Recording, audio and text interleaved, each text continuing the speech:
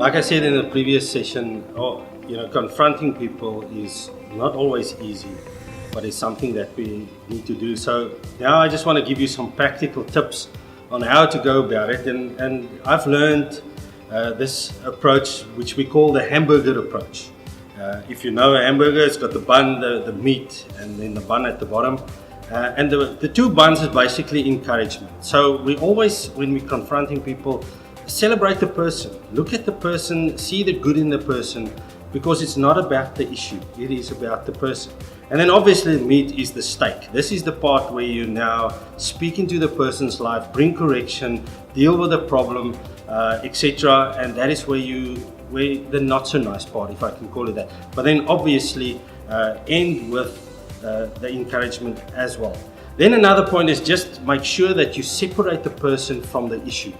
Never take on the character of the person directly or speak ill of that, but separate the issue from the person and speak into that. Bring biblical correction, line it up with scripture so that they also can see how they have deviated from scripture if possible. Okay, and don't be afraid to do this. We need to lead one another and help one another in love to become more like Christ. And if there's something wrong in your life or in my life for that instance, having people that have the boldness to speak into our lives is very helpful. That is part of growth, and that is how we help one another. And then obviously, please choose your setting carefully. Don't deal with a personal issue in a public space. Choose the situation or the environment carefully. If it's at home or whatever, speak to the person there, but make sure there's no other people that's walking around.